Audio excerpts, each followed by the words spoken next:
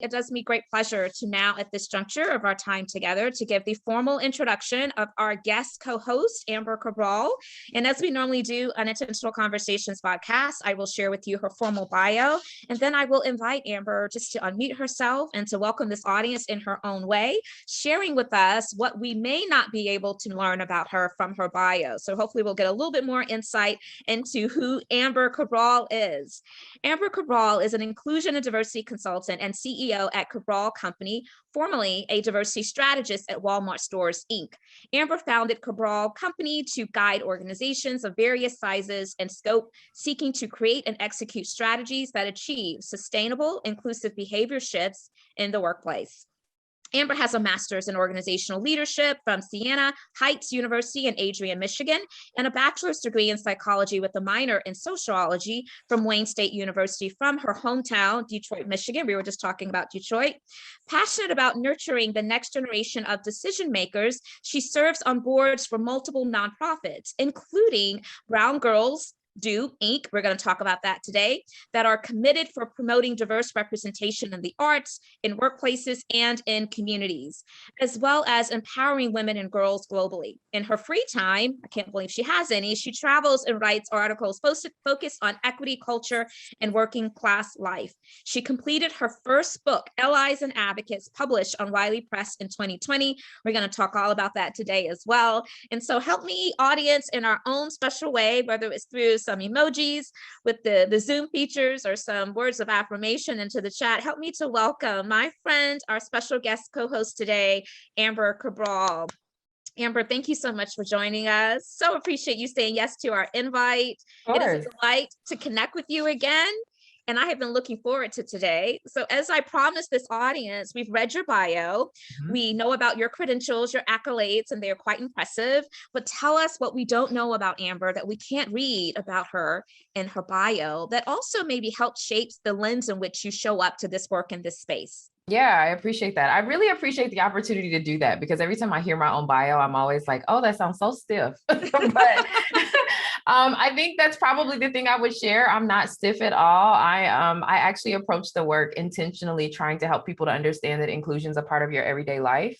It's not something that you have to like turn on or that there has to be like, just this energy that you have to like deliberately insert into spaces. It should be a part of who you are. And I try to role model that. So you see that on my Instagram, you see it a little bit on my LinkedIn because LinkedIn's more of a professional platform, but I work to try to make inclusion accessible and authentic. And so that's probably, I wouldn't say something people don't know, but it's definitely not something that shows up in my bio. So, and then the other thing is I'm actually working on a second book. And so that's not in my bio either because we don't yet know what it will be titled, but it will definitely be coming out next spring. And so that's another little Easter egg I can drop as well. That is great. Congratulations to you. And I do have in my notes to talk about that book. We won't make you give too much away, but we certainly want to know kind of in what vein are you considering, really positioning the content in. And so we'd love to get into that a little bit later. But so you mentioned that you're not stiff. I'm glad that you actually brought that up because I never perceived you as stiff at all. But the reason that I think that's relevant to this conversation and the work that we do in this space of DEI is because the conversation of DEI can be very complex, right? Yes. So anything that we can do to cause people to feel comfortable to engage, to lean into vulnerabilities, I think helps. And so, yes, let's get rid of the stiffness, right? Yeah, absolutely. I try not to be stiff. I do enjoy a good blazer. So sometimes people receive that. But, aside from a good blazer, I am incredibly approachable and warm and try to make the work feel like something everyone can lean into because we need people to. So, yeah.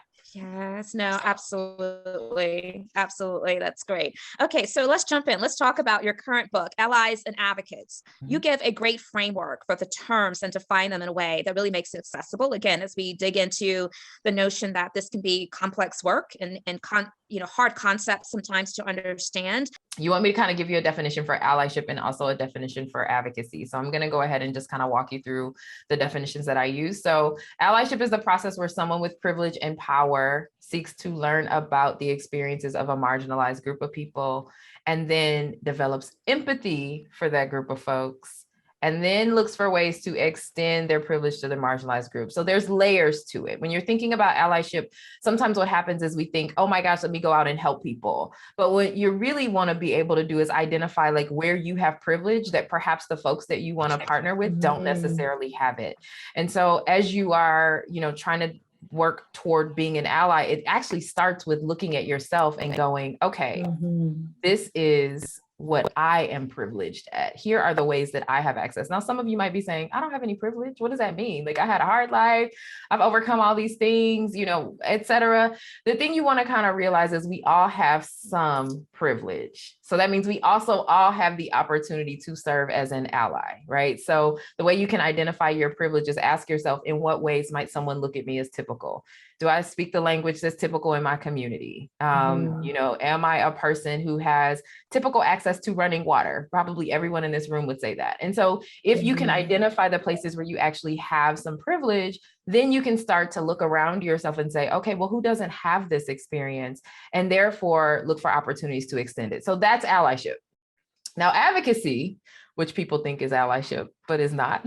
Advocacy is actually the process where someone with privilege and power is willing to take steps to protect, to advocate for, and to dismantle systems against a marginalized group of people. So a simple way of thinking about the difference between the two is allyship is about the folks, like the people. It's thinking about, I am in a position of privilege and power, and I see that you are perhaps not in that same position. How can I extend myself and my privilege to be able to support you?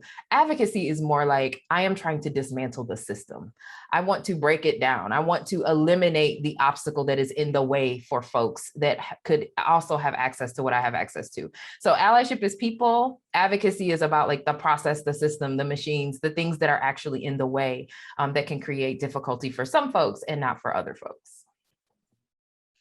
But you're getting so much love into the chat. So I hope you're going to take a second to kind of glance over there. I mean, I'm seeing the speaker is on point. Yes. So anyway, that was a beautiful breakdown. Yes, I agree with you, Andrea. Hopefully I'm fully back and there's not okay, great. Fantastic. I shifted a bit.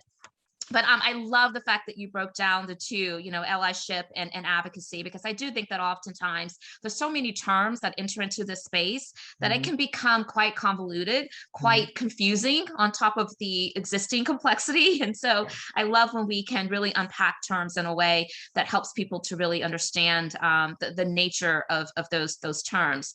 Now, some people will use the word accomplice. How do you feel about that word? And it sounds a little bit in alignment with, it's not just about just in sentiment, everyone should be treated equally. I believe in inclusion, but when you use the word accomplice, it gets to the heart of that action. And that's at the bare minimum of allyship. We can't be an ally if there's not some type of action that's attached to it, and useful action. And what makes action useful to those who are part of marginalized communities is oftentimes it requires some type of sacrifice.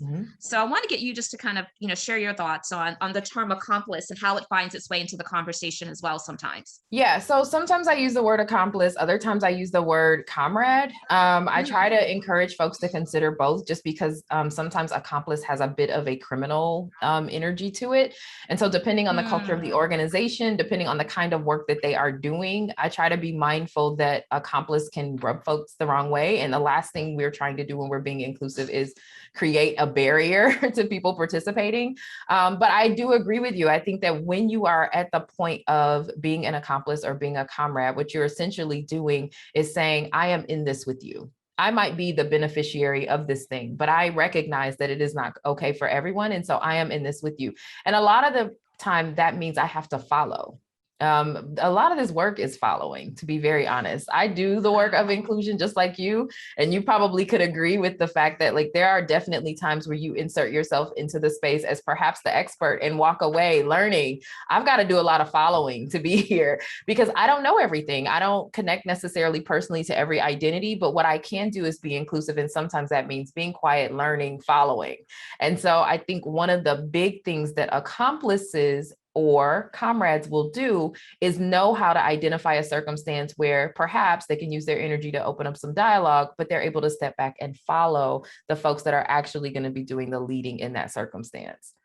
Amber, that is so rich. I love the introduction of followership, as part Yeah. of this work. You're right. And what I tend to experience is that those who have really deep convictions about this work, and they're so intentional about their allyship, their advocacy, they are sometimes just charging ahead Yes. without taking the time to quiet the ego. And I don't say that in a negative way, but to quiet the ego, to make sure that they are collaborating with those communities in which they're wanting to advocate for, so that they're getting proximate to the problems and the issues and the Yeah. pain points, so that they know how to be useful with their action. Yeah. I also love the reframe of comrade instead of accomplice, because I hadn't thought about that until you said it. But yes, when you hear the word accomplice, there is a risk attached to that, and I Mm-hmm. feel like it can, in some regards, unintentionally weaponize Yeah. this body of work, which should be really about solidarity and support. And so Absolutely. I love the notion of followership Just there. as an additional note too, I like to also remind people that inclusion isn't about you. I mean, it is, but it's not just about you. Yeah. And so when you're inserting yourself into a space, really the energy that you should show up with is, how can I make this an inclusive space for the folks that are here? If everybody shows up into that space with that energy, that means we're all looking out for each other, versus what many of us tend to do, which is insert ourselves into a space and say, am I included? Do I see myself? Right? We're very self-centric, kind of what you were saying about that ego. And so it's like, all right, let me turn that the other way and say, okay, let me insert myself into the space, thinking about how I can connect, how I can be a part of the inclusion. And if we all wear that hat, you've got 20 people looking out for you versus you having to look out just for yourself. You are dropping nuggets. Yes. So many of us, we walk into spaces thinking, now, let me see how they're going to make me feel included. Yes. Let me see how I'm going to feel a sense of belonging, rather than how can I add and foster that in this environment? Right. Because we all have influence.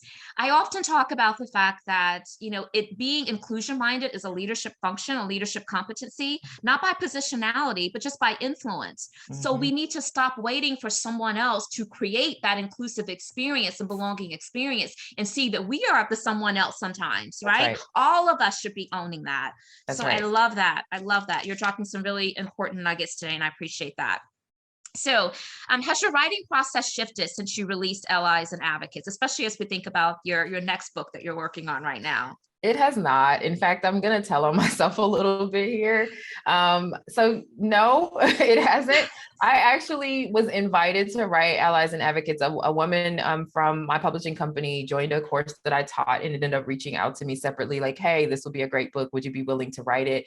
And by the way, can you do it really quickly? So I had 45 days to write the first book, and I actually wrote it in 13. Wow. And so it was a lot. Like it was a lot of like really long days and turning off the phone and like, just, okay, I have to write 7,000 words today. Like it was just like a lot of that. And this second book, she was courteous enough to give me more time, but I have 17 days to get it in, and I haven't written anything. So I'm kind of not, I guess, a person who needs like long time frames. Like I have time blocked. I'm going to zoom in. It's going to get done. It will be turned in on time. But at the same time, no, I'm still going to go and do the, hey, 5,000 words today. All right, 3,500 today. Like that's definitely going to be how the process is going to be again, even though I had more time this time. Yeah. Well, hey, no judgment here. If it works for you, then go for it. And obviously it works for you, because Allies and Advocates has been a big hit. I followed your work for quite some time, and I know that it's adding value to people in their learning journey around, again, just growing in building their inclusion muscle. And so, well, that's great. Thank you for that. Yeah. So I want to talk about what some of the barriers are, as well as what are some of those success stories regarding effective allyship advocacy. So can you maybe start with the barriers that people may not necessarily hold in mind that we want people to consider, and then we can shift and talk about what are some of those success stories that may inspire this community of listeners. Yeah, absolutely. So when we're talking about allyship, again, a lot of it comes down to, realizing that we have privilege. That's honestly the biggest barrier I encounter. Most folks really struggle with the idea that like you have some privilege. We all do. And so I always kind of start at the place of saying, did you wake up this morning with hot, clean running water? And almost everyone who's on a video conference or in a conference is going to say, yes, you absolutely did. And then I followed up and say, well, did you think about it? Did you wonder if the water was going to come on when you turned that faucet, when you made your coffee, when you, took your shower? And the answer is no. And so really just getting to the core of understanding that that's privilege and that we all have some, that's usually the biggest barrier for folks to overcome. People get all up in their feelings about privilege. No, I'm not. My family struggled. I used to live in a hut, across the country in these really harsh conditions, there's always, some really strong sensitivities around that. And then also the other layer is when you've earned privilege, the pushback ends up being, but I earned this. I worked really hard. What do you mean I'm privileged? And so I try to do a lot of work to reframe the idea that privilege is bad and help people understand that really it just means you have a resource, that there's an opportunity for you to say, oh, I have an abundance of something. Well, who doesn't have any? Because maybe I can share mine. And so that's really the biggest obstacle. The second biggest obstacle to allyship, honestly, is people recognizing that it's work. It's not just a matter of calling yourself an ally. It's not just giving yourself the title. It's actually recognizing that you have to do some labor. I have to deliberately put myself in a position to extend said privilege, to, actually put myself in a position to take some risks, to engage some folks I might not have otherwise leaned in and had conversation with. And people are not always okay with the idea that it requires some discomfort. We love comfort. We love it a lot. And so we go out of our ways to keep it. And so in the ways that I can, I try to also pull that down, expect the bumpiness. You're going to get the uncomfortable between the nose and the navel weirdness that's going to happen. Push it aside. That's a part of the process. So those are the two biggest obstacles I think I, kind of encounter just broadly. And that's the way I try to kind of overcome those. And then in terms of wins for allyship, in terms of the ways that it activates, and, you mentioned we were going to talk about this. I'll give one that's connected to Brown Girls Do Ballet, which is an organization that I chair that is really centered around, the organization's really focused on elevating Brown identities in the arts, right? We're focused on ballet at this point, but we also have a gymnastics arm. There are others that will come, in later times, but what Brown Girls Do Ballet had been focused on at the beginning was really helping people to realize that ballerina shoes come in two colors. They come in pink and they come in peach. And the reason for that was because most ballerinas that we saw, their skin tone would match pink or peach. And so going to get those shoes, if you are brown, if you are a person who is any degree browner than I am, you are encountering a circumstance where you had to dye your shoes. Now that sounds kind of that can't be too difficult, but it actually takes you a lot of time. It's an hour to dye a pair of point shoes. The average professional dancer, someone who's dancing for a living, is going to dance through 10 pairs of shoes a week. That's 10 extra hours of my life because I don't have brown shoes. And so as we started to give visibility to, listen, I can't find the right shade of nude for leotards. I'm having a hard time getting tights in my skin tone. I can't get shoes the right color. I have to dye them myself. Well, you're also talking about ballet where conformity is rewarded. So we had to be really strategic about highlighting that. Let's talk about it. So we served as an ally to the dance community. Hey, let's highlight the way it looks when you're a dancer and you have to, pancake your shoes. That's what it's called when you dye them. We have to pancake our shoes. So people were sending us videos of their Sunday afternoons with their families around the dinner table where mom, dad, grandma, everyone is helping to pancake the dancer's shoes for the week. And so just giving visibility to that, sharing that with, a lot of the very popular point shoemakers ended up breaking the barrier. So all of a sudden we started to see, a lot of those big brands saying, oh, we do offer brown shoes. Now we still have some bumpiness about getting them. We have some circumstances where people want to send swatches and all this other silliness, or they want to charge more because the shoe is brown. We're working through that part. But there was a time where you really couldn't find a brown ballerina shoe. And so that's an example of allyship. I'm not a dancer anymore. This is the last pair of point shoes I danced in. This was over 20 years ago. Okay. And so it's been a long time, but I do remember the feeling when I walked in and I saw the first pair of brown shoes. I remember Gaynor Minden sending me those, right? I also remember having the experience of, even in other ways, brown bandages, right? I've seen folks react to that. Oh my gosh, I can actually remember this. And so there's a lot of little things that we don't necessarily realize are allyship that come down to folks being seen, that really just are a matter of the right person talking about it. And we had the space to do it. And so we created that conversation because of it. So that's a live, impactful example of really both allyship and advocacy, really, so that we can actually get the change. The system had to change, by showcasing where the obstacles were.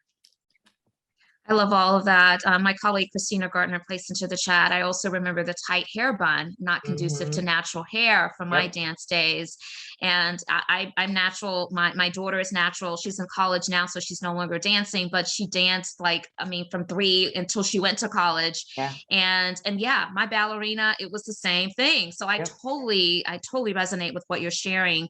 And I love the fact that it amplifies too, that sometimes we don't know what we don't know because we just aren't thinking with the lens that maybe somebody else is showing up to a certain situation. And so we need allies and advocates to educate us first and foremost, because knowledge is power. Once we know, hopefully we know better, we do better, right? Yeah. So I love all of that. It's also kind of about what you were saying about following when we were talking about that, because I'm fair complexioned. I can wear pink shoes. I can wear peach shoes. I can wear most of the shades of tights. I did ballet and did not experience that problem personally. However, I'm still a Black woman. I was able to see my peers have that experience, and I had to follow. I had to figure out what's the best way for us to figure out how to amplify that. Brown girls do ballet. We say all the time, like, our ambassadors and the dancers that we work with, they're the ones who set the strategy. They let us know where the problems are, and we lay out, the course to try to get there. And it's a perfect example of what you were saying about, that followership. It's super important to being able to show up and actually make an impact in the inclusive spaces that we're looking for. Yeah. And don't get offended because new information is being presented to you. You can't be responsible for it if you don't know about it, but it also does not exonerate you from the consequences of not knowing. Exactly. So if someone is extending that courtesy to bring it to your attention so that maybe we can minimize the harm, we can stop the harm, we can provide a much more inclusive experience for someone else, then let's see that as a gift. Because I think that sometimes people do become quite offended, and really defensive. And that's not what this is about. You do better, It's not. And what you're hitting on really is another concept that I cover in the book, which is feedback. Like, to be inclusive, you have to be able to take feedback. It's not always going to feel good. You have to be okay with listening to the possibility that the way you see it is not the way that everyone else is going to experience it. And you have to be willing to let folks know when you have some feedback. We've got to be willing to speak up as well. And so feedback is a huge part of making inclusion or inclusivity or allyship or, accomplishment, any of those work. We have to be open to feedback. And to your point, get out of that sensitive defensive energy, because it's just not going to be productive. Absolutely. I often say, quiet the ego. When we quiet the ego, so many beautiful things can happen. One of the things that you alluded to earlier is that, as practitioners in this space, we even are always in a learning mode. I mean, I make, mistakes every single day, unintentionally, as it relates to missing opportunities, maybe to fully activate on creating that sense of inclusion for everyone, a sense of belonging. And so, it's something that all of us have to really be cognizant of and intentional about. So I appreciate you kind of giving us a chance to reflect on how in which we're showing up independently in spaces to help foster inclusivity.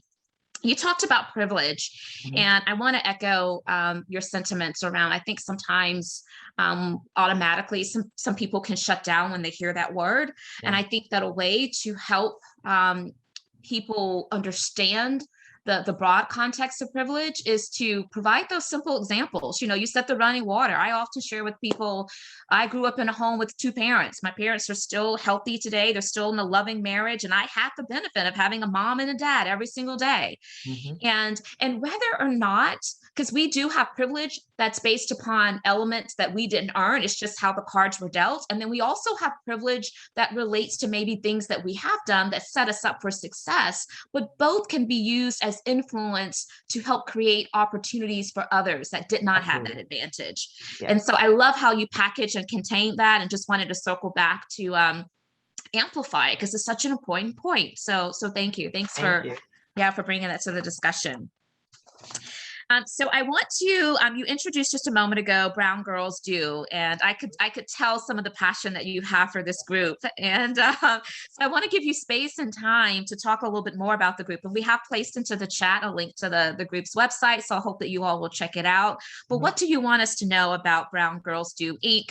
And why and how are you continuing to find ways to support that organization? Yeah, I love it. It's my passion place, honestly. It's one of the things that makes me super happy. So just to give you a little background of how the organization got started, it was actually founded by a woman named Takia Wallace. Takia and I were online friends back before it was weird to meet people from the internet, and we kind of followed each other as, just writers. And she, got married and had her first daughter, who is Charlie. Charlie is she in the picture behind me? No, she's not. But I always have a Brown Girls picture here. I do change it. So I didn't know she was back there. But she had a little girl who was interested in ballet. And she lives in Dallas, Texas. And so at the time she was trying to find a ballet school to send her daughter to. Ironically, she's ringing my phone right now, but she went to a few and noticed that she was not seeing any brown dancers. And her daughter is very brown, like chocolate brown colored, like this color brown, right? And so it was like you would see people that were closer to my complexion, as you imagine in Texas, there's a lot of, Hispanic identity as well. And so she just was like, I'm not seeing folks that look like my daughter. Charlie also has natural hair, big, beautiful afro. And so she got concerned about it. Takia is also my complexion. And so she and her daughter went on a road trip that summer because she was a photographer. And she put out a call on the internet and said, I want to take pictures of brown ballerinas. Like, if you are available, these are the cities I'm going to go to. And I am interested in taking your photos. I will give them to you. I will process them. Parents, if you have dancers, I'd love to shoot your children. Let me know. And she went on a road trip and took all these pictures. Well, as she was preparing to get the picture, she's a teacher. So she was busy. So people were like, well, what happened? Where are the pictures? So she started an Instagram account to basically let the parents know I'm working on it. And she posts little pictures here and there just to show what she had captured, and people loved it. Like, it was just, oh my gosh, I've, not seen this representation. I've never, even had an opportunity to point to something like this with my daughter. And this is like right before Misty was a big deal. And so there wasn't a Misty Copeland yet, right? And so she started to post pictures, and I mean, literally Brown Girls Do Ballet was born. It started as a photo project, and really with the intent of saying, I want my daughter to know that she can do this if this is what she wants to do. So here we are, I guess we're 9 years down the road, maybe 10 years down the road now. And Charlie's, she's still dancing. And the project has evolved into now, what we do is we're a nonprofit. So we raise funds. We have a point shoe program. So we make sure that ballerinas have point shoes, because you go through, depending on what your skill level is, a pair a quarter to 10 pairs a week, right? And so we make sure that ballerinas have point shoes. Point shoes are expensive. They're between $65 and $170, depending on the shoe that you need. Every dancer's foot is different. We also have scholarships that we give away for summer intensives, which are super important for dancers to get visibility, especially to schools that are big names, like School of American Ballet, for example. And then we also give college scholarships to dancers who decide that they want to go on and pursue either a dance career or not, just because they are looking for fun. So we don't always just scholarship dancers. We do scholarship girls who have perhaps danced but have decided to take their careers in different directions. So we offer that as well. And then in addition to that, we have a studio grant. We do small studio grants as well, with the awareness that a lot of our brown ballerina schools are small. Right. And, sometimes they're in locations that are impacted by hurricanes or, things like that. And so we also offer small studio grants. In the last 7 years, we've had ambassadors as well. So we have, ballerinas that are of varying age that are also ambassadors for Brown Girls Do, which mean they talk about their experience with us. We make sure they get visibility. We do some casting for them. So, there was an Amazon video, I think this past holiday, for example, that was kind of ballet centered. We did the casting for that. So we do a lot of things that help to give brown ballerinas visibility, access, opportunity, resources, so that they can continue to dance and we can continue to see brown girls doing ballet. So I love it. It's definitely one of my favorite things. I do it for free. It takes a lot of time. One of the things we just launched recently, we just did a capsule collection with Athleta. And so Athleta is like it's a workout brand essentially, right? And so Athleta, people think of yoga with Athleta, and Athleta was looking to say, well, we're more than just yoga. And they were also interested in Brown Girls Do Ballet. So we just launched a capsule collection with them just this past Tuesday, where you can see Bella, which is our logo back here, on some of our clothing. And there's just a lot of very brown girl friendly colors. So lots of nice yellows and violets and reds that go really good with our skin tones, that you don't see when you're shopping for ballet clothes and, you know, costuming and all of that stuff in other cases. So it's a great organization. We're always accepting donations. So please feel free to click out if you'd like to do that, if this is of interest, or you can at least follow us on Instagram. We're always posting some, you know, information about what we're working on, as well as highlighting our ambassadors, as well as, you know, kind of giving you a window into who's up and coming in the ballet world. You know, it's a great place for that too. You totally lit up during that whole segment. I love Brown Girls Do Ballet. We can tell. We love your passion for it. And thank you for extending your time and your talent for something that I think is really important. It's so important for brown girls to be able to see themselves in spaces that at one point in time may have been just unimaginable. Yeah. I'll tell a quick story because, as I mentioned, I have a ballerina as well, although she's not dancing now. She danced for so long. And I remember she was she was applying or auditioning for a summer intensive with Dance Theater of Harlem. Mm-hmm. And as we were preparing for it, I happened to notice that Alvin Ailey was going to be performing in a nearby city. And so I thought, you know what, I'm going to take my brown ballerina to see this. I want her to see all of these beautiful, just artistic, you know, brown people that are doing this beautiful talent. And I did. And I remember, I really truly believe that was the confidence that she needed to go into that audition. And she was auditioning against people all over the country, and they were only selecting like maybe 50 or so. Mm-hmm. And my baby got it. And to this day, I really do believe that it was because the proximity of that experience for her seeing all of those brown girls and boys on stage and then going to her audition and then making it. So it's so important. And I'll just relate that to anything from a general perspective. We need to be able to see ourselves in spaces, because that then allows us to know we do belong here. And if we feel a sense that we belong here, then that's going to become then a part of our consideration set, a part of our psyche, a part of our mind space. Absolutely. And that's life-changing. It so is. I mean, if you just see, like, you think I lit up, like I am literally in my mind tearing up because I have seen girls open the shoebox and see a brown shoe and they're like, oh my gosh, you know, it's overwhelming. So I'm tearing up. I'm super emotional about it, but I love Brown Girls. I love supporting the organization. It is a lot of work. We send out a lot of, you know, stuff. We send out a lot of money. We send out a lot of, you know, shoes. We send out a lot of resources, but it's exactly what you said. It's that moment when someone is like, whoa, this is for me. Like, I get one. I get to have this. And like, nothing beats that. Like, there's nothing I've ever seen happen like that's better than that feeling for me. So I will, as long as they will permit me to be chair, I will be here doing the work. So. I love that. I so love that. I do. And you're right. Those shoes aren't cheap at all. No, and the wear and tear on them are like that. So yes, I totally get it. Yeah, that's beautiful. So I'm going to ask one more question, and this is going to be about your book that you're working on right now. And as I ask this question and engage, I want to just remind the audience that we want to give you also an opportunity to present your questions to Amber. So you can do that in a number of ways. One of which is you can send your question through the chat and we will present it for you. Or you can just raise your hand and we will open it up, give you the chance to unmute yourself and share directly.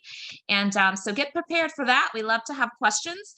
But Amber, I said that I wanted you to give us a little bit of insight into what you're thinking. I know you told us about your process and that it's all going to come together at some point, but I know that you have some vision for it. And so in your forthcoming book, you're writing about how to activate your allyship, how to hold people accountable and set boundaries and have those tough conversations. So can you share with our audience what they should expect from the new book? Maybe beyond just those high level nuggets that I just presented. Absolutely. It's so funny because I feel like it's something I do very naturally. So what's going to make this one difficult is like trying to observe yourself, which we think we're good at, but we're not. And so what I'm really trying to accomplish with this book is giving people some stand-up scripts. Like, what are the actual words that I need to say when I need to challenge something that someone has said to me that's inappropriate or that I've overheard that is offensive? Or how do I make sure that I'm advocating for myself when I should have the opportunity that is being presented in the meeting, but, I'm a little nervous about saying that? How do I make sure that I am communicating that I am frustrated with what's being delivered to me because of, maybe I've paid for better quality service, but I also am hesitant to be seen as pushy. So the intent with this book is how to push back, how to challenge, how to do that without it having to be destructive, and also how to do it so that it is productive. Like I can get this done and I don't have to tear you down as a human being, and how to manage it when people get all up in their feelings and you're like, okay, wait, I was just trying to take care of this in a responsible way, but people get super, defensive or whatever. How do you navigate that? It's one of those things that for me has been very natural. I'm very straightforward. I'm super direct. I communicate easily. And people around me are always like, oh my gosh, how did you do that? How did you say that? And so I've spent the last few months really trying to pay attention to, like, what are those tactics and techniques? What are the things that I say? What language am I using? What tone do I use? How do I, activate that in a way that, I get the results that I want most of the time, and how can I share that? And so really that's what the book is about. It's how to advocate for yourself and others, even though, I still get the weird between my nose and my navel thing that's happening and I get nervy, but I still make sure things get done. And so I want to make sure that I can try to bottle that and put that in a resource that people can kind of go to and say, okay, wait, how do I say this hard thing? How do I hold this person accountable? Oh, this is my leader, but I need to challenge, but I can't lose my job. How do I do that? That's really what this book is supposed to be about. I love that. And we have to hold people accountable, but we have to also realize that accountability doesn't mean shame. Right. Sometimes we will assume that accountability and we will assume that shame, on ourselves. And really that's not the case. It's almost a difference between when we get constructive feedback, not being able to understand the difference between hurt versus harm. That's right. Sometimes feedback can hurt. It can be painful, but we have to also ask ourselves, was this harm intended, or are we now turning it into harm? Yeah. And so I remind people it hurts to cut teeth. You know what I mean? The babies do it and they're fine. Like, you have to do some of the hurtful stuff. It's important. Yes. No, absolutely. But I love the practicality of how in which you're approaching this book, because that's what I hear most often. People are, from a theory perspective, they understand it, they get it, but then it's the how do I do this? Whether I am victim of some type of oppressive remark or behavior or bias or harm, or if I am witness to, because that's an opportunity as well. If you're witness to it, how can you disrupt that? And sometimes people can walk away feeling like, oh my goodness, I should have said something, but they didn't know what to say or how to approach it. So I love that this book is going to be a tool for folks that are looking for that. Yeah, I really want people to kind of to feel like they have a resource, and also to understand how to better position themselves to get what they're looking for in the conversation. There's a comment in the chat I'm just going to really quickly lean in on. Go, please. Janice, thank you so much for sharing about your friend. I just want to touch on, I know where Brown Girls Do Ballet, we do try to highlight the boys as well. We're a small, poor organization, so we are not yet at the point where we have brown boys do ballet. We're also a little sensitive about the word boy because of what that can connote at times. That's why I said young men, the second one. But he also is Muslim, so there was a lot of issues around that. But the whole community came around and supported him. Right? It was so neat. But as I said, he hurt himself, in dancing later. But I do know about your organization. I've heard of it from a friend of mine in Houston. So I really have a lot of respect for what all you're doing. Thank you. Yeah, thanks for that. Yeah, I just wanted to kind of underscore, like, we do try to amplify. If you pick up any of our products, you will still see men and boys represented as well. We just don't have that in our title. We also get a little bit of questions sometimes about trans folks that dance. And we think, girls and women are girls and women. So, if we have dancers that fall into those identities, we are happy to amplify.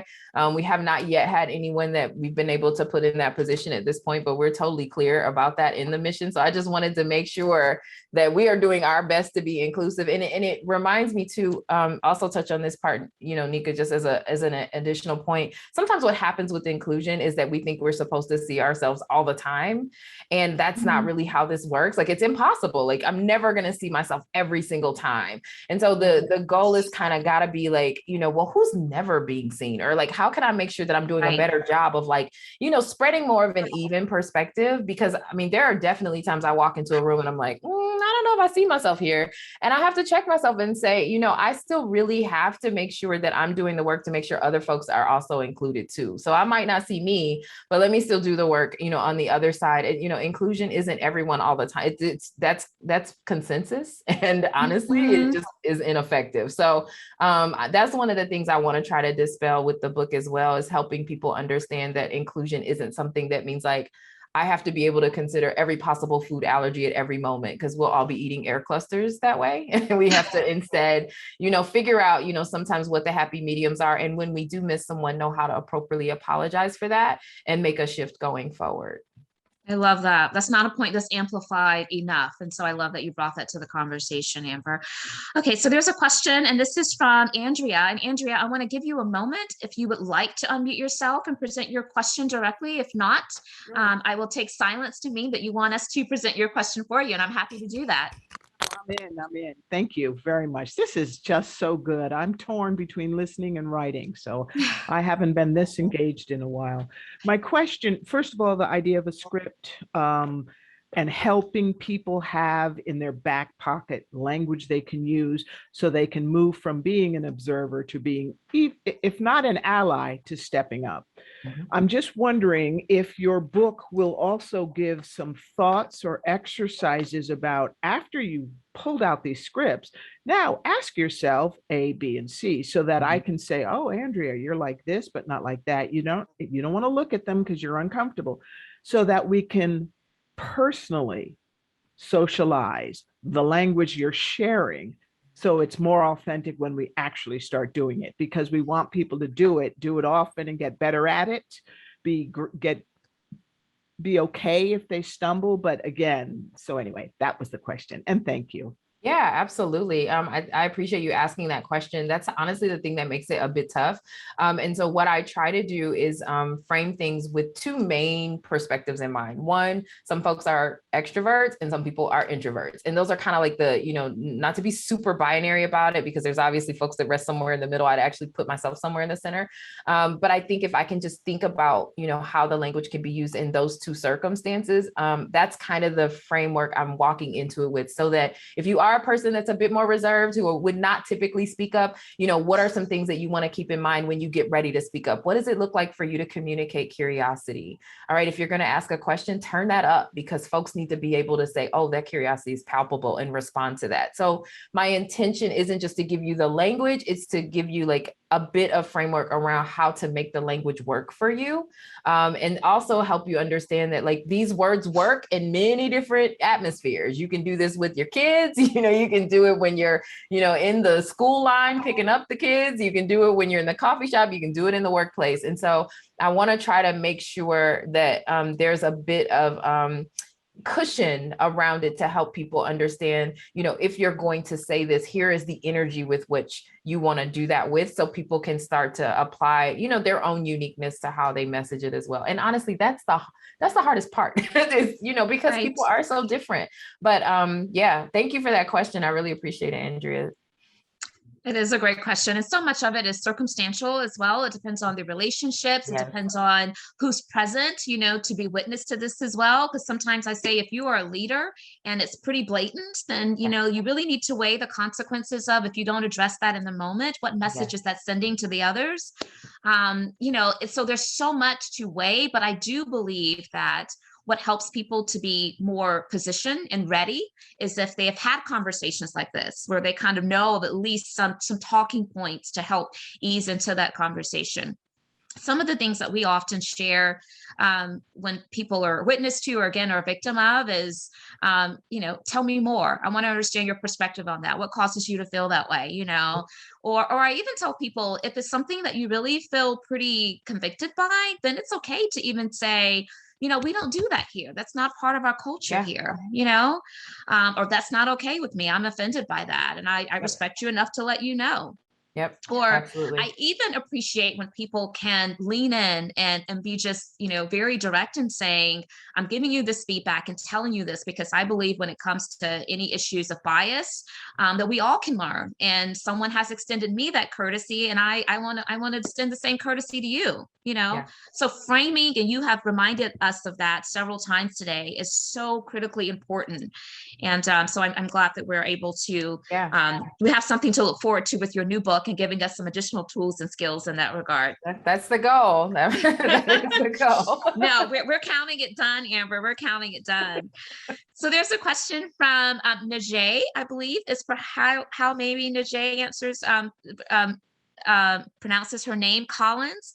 And so Najee, I want to give you a chance right now to unmute yourself and to first and foremost correct me if I'm wrong about the pronunciation of your name. I do want to get that correct. And then you can ask your question. And if there's silence, I will take that to mean that you want me to present your question for you.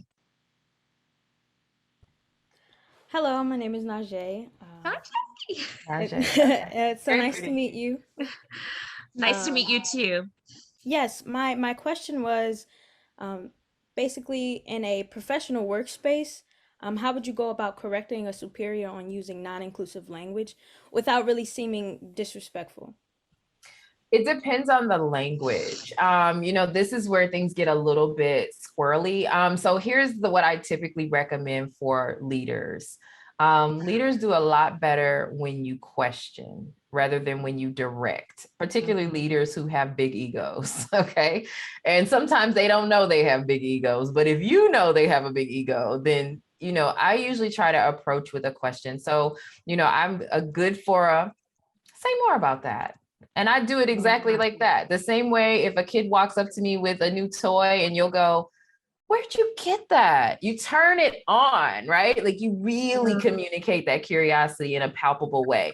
I make sure I do that when I'm in a situation where someone is more senior to me so that they read the energy of the question more than they read that it's a challenge, right? So if someone is saying something for perhaps someone, I don't know, mispronounces someone's name or they call someone by the wrong name and it's not an inclusive, approach, I will say something like, are you referring to Mary with that statement? I wasn't sure I was following. I turn it all the way up. Like I want to be so steeped in curiosity that they can't be confused about me challenging them. So like whatever the question might be, make it a question, even if it's a statement. So if the statement is, yeah, that's not who that is, then turn it around. Oh, are you referring to such and such? Right? I turn it all the way on. And a lot of times in that case, what happens is even if they're offended, they're not going to show it right then because they're in a leadership setting.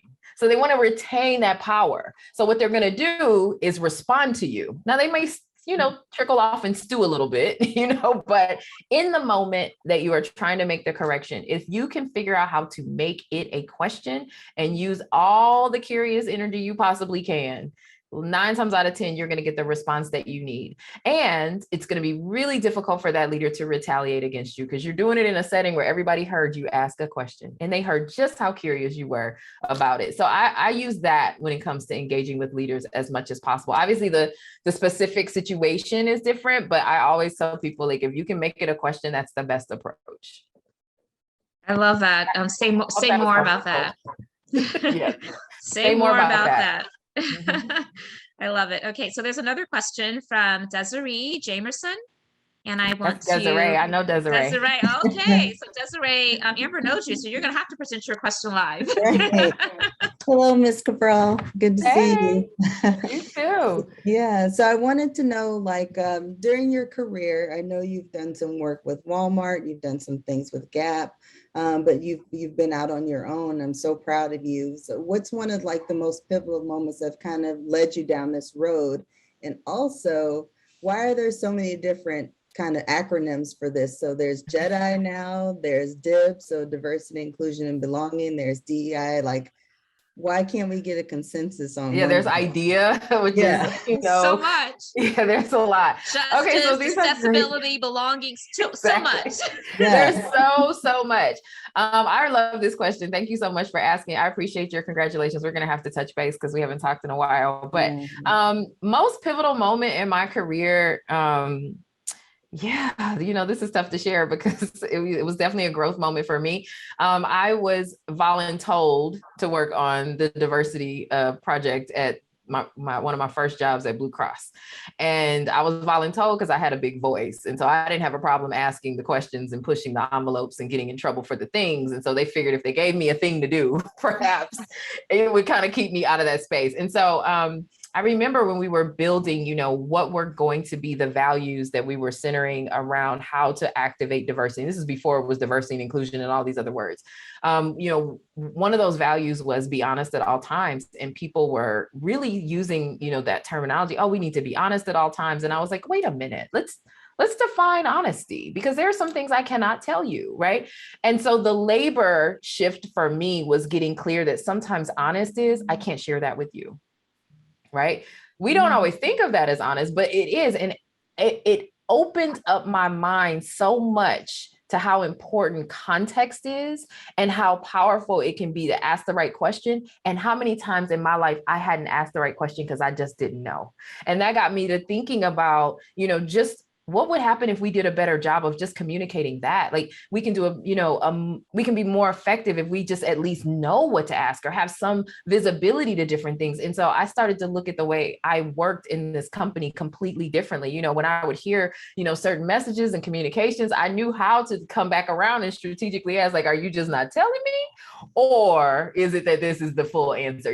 And that was a huge moment for me. And I wanted to make an impact where people didn't have to kind of suffer the consequences of not having information that really could have been available to them had they asked the right question versus, just kind of getting what we can sometimes perceive as fluff. That was the thing that turned it over for me. And I've always been, here for supporting and advocating and equity, but that was the moment I can remember saying, oh no, I need to be involved in this because folks don't know what they're missing. And then as far as like why there are so many acronyms, I'm just going to be honest. I think that people like to feel like they know things. And one of the ways that we as humans do that is we like to embed ourselves in terminology. When we get in front of folks we want to impress, we're going to use all the big words. We're going to say all the things. I actually discourage people from using acronyms. I think I even do it in my book, because you can't bring people along that way. I'm having a conversation with you and you say Jedi, and I'm like, well, what are we actually talking about here? You say idea, and I'm like, well, but I'm not sure what that means. But if you actually say the words that you mean, oh, diversity, equity, inclusion, bias, like if we start to say those things, now I can start to follow along and I can ask, for more information. One of the things I see a whole lot of is BIPOC. And I'm like, months, people were like, what does that even mean? Right. But it was like literally being printed in newspapers and things like that. And I'm like, well, let's be better at, actually saying, if I mean black, say black, and that kind of keeps people from being confused. So I try to get away from the acronyms altogether. Yeah. Thank you. Yeah, you're welcome. That was great. So we're at the top of the hour. I knew this hour was going to go by fast. Typically it does, but especially when the conversations are really rich, and definitely you did not disappoint today. You're getting lots of great affirmations into the chat. Hope you'll take a chance to take a peek over there. But thank you so much, Amber, for saying yes to our invite. We never take that lightly. We know your time is valuable. You're doing incredible work. We look forward to continuing to follow your journey ahead and supporting your new book, because you will get it done within that 17-day window. And we look forward to making sure that we support that. But I want to give you the last opportunity to just share, what have I not asked you about today that's top of mind for you that maybe you want to leave this audience with? Oh, please grant folks grace. We are still surviving a pandemic. We are still navigating, this whole vaccine conversation. There are world leaders unraveling. I mean, there's a lot.